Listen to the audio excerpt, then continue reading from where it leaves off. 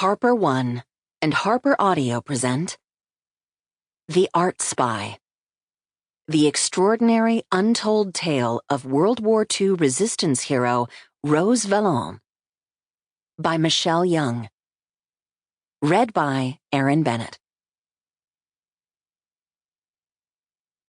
Dedication. For my Franco-American daughters, Charlotte and Emma Rose, and for Augustin, who showed me France. Author's note. They say truth is stranger than fiction. It is also often more exciting. This is a work of nonfiction, and nothing in this book was imagined. All quoted material is based verbatim on interview quotes, notes, letters, articles, books, unpublished manuscripts, and archival material. Quoted material also comes from the many first-hand accounts of people who were present at the time of the events. Paris, August 19th through 20th, 1944. A torrential storm was pummeling Paris, turning the skies forebodingly dark over a city in the midst of a tense, mandatory blackout. The clamor of thunder and the sounds of war rose to a crescendo as the battle for Paris began. After 4 brutal years of German occupation, the City of Light was allegedly going to be liberated. Cannons boomed and shells whistled above the Seine, just meters away from the Jeux de Paume Museum. Inside that 19th century building, 45-year-old French art historian Rose Valland peered out from a slightly open window.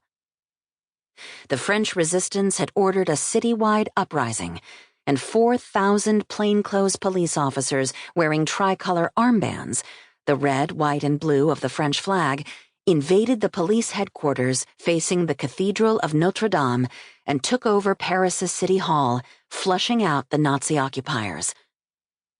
The Germans countered with bombs and blasts from their own armored tanks, trying to take the buildings back.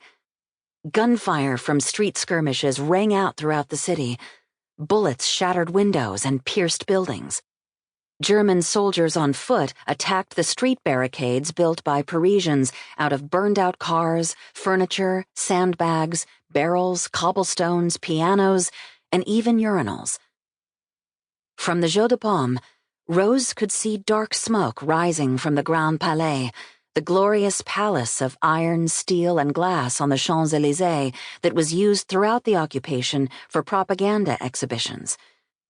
The Germans had sent a remote-controlled tank barreling into the building to kill the French resistance fighters who had barricaded themselves inside. At just under 5.5 feet tall, Rose was dwarfed by the scale of the Jeux de Paume's colossal arched windows, but there was nothing timid about her. 4 years earlier, the Nazis had seized the museum to make it a headquarters for its art-looting force, the Einsatzstab Reichsleiter Rosenberg, to process the Jewish-owned art they had begun to plunder en masse in France. Her boss, Jacques Jaujard, the director of the Musées Nationaux, the French National Museums, immediately ordered her to remain at all costs at the Jeux de Paume Museum and covertly spy on the Germans. Iron-willed Rose was determined to see her orders through, but she did not know then that she would risk her life for the next 4 years to achieve her mission. Rose had a reputation for being overly serious and too blunt for her own good, but her unflappability had proven useful in the war. She had learned to play the role of a nobody to the Nazis, not important enough to notice, not congenial enough to be flirted with, and too grave to be easily friends with. Unlike the other women who worked in the French museums, she didn't bother much with her looks. Her most defining accessory was her round spectacles, which gave her an air of erudition. Although it was in vogue to wear one's tresses in soft waves just above the shoulder, Rose simply brushed her brunette locks to the side and pulled them back in a neat bun.